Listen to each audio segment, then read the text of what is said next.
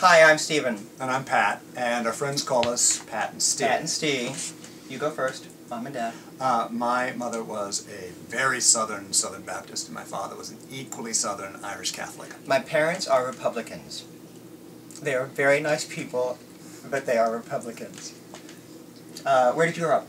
I grew up in a tiny little Texas town in the 60s and 70s. It was definitely not the town to grow up gay in. I grew up everywhere, from one coast to the other, as far east as Switzerland. Switzerland? Switzerland. Swishyland. You've been waiting all week to say that, haven't you? I've been waiting 25 years to say that. All right, so talk about growing up gay in Texas. Well, I knew I was different from a really early age, like 4 or 5, because of the boys that I was watching on television that I had crushes on, like Flipper and Lost in Space and Daniel Boone. I had a crush on Speed Racer when I was 5 years old. That's gay in anime. And if you look at him, he looks kind of like Speed Racer would look if he were human and grew up, not Racer X.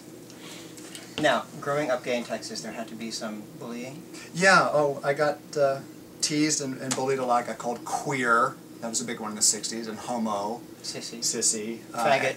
Yeah, and I was also overweight, so I got it coming both ways. I got Fat Pat and Fatty Patty and Fat Rip. And I was teased for being sissy and for being Asian, because I'm a lot Spanish-Filipino, and it really, really showed in my face back then.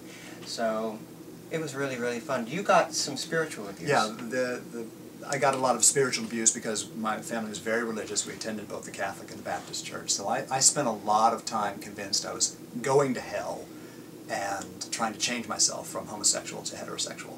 And I got the physical abuse.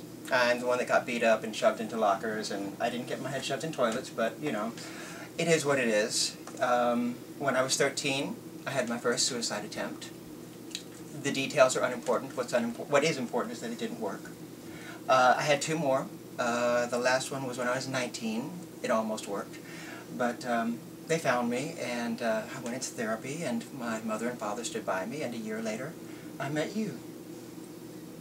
And thank God, friend to last for the rest of my life. You know, the loneliness while you're growing up and being teased for whatever reason, whether it's a gay thing or a race thing or a fat thing. Yeah, it doesn't last forever. You know, you get out of school and you make a life, and you get to make your own destiny. And now we're together nearly 25 years. 24. 24, and 25th anniversary. We're getting married. We're getting married next year. We live in our favorite city, New York City. And we do what we want to do for our lives. We're happier than ever. We're more in love than ever. And we have a wonderful, wonderful family of friends. Some of them are here. And we're going to get them all in frame if we can. Get them all in frame.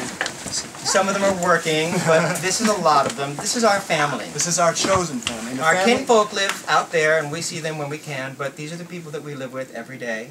And the family that you choose is as important as the family you're born into. And you can have this wonderful life, too.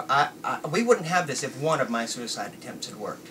That's right. Everything you want in this life is possible. Everything you dream, you can have. But not if you're not here. You have to be here. If you have problems, contact the Trevor Project. Reach out for help. It gets better. It gets better. It gets better. It gets better than better. You get the last one. It gets better.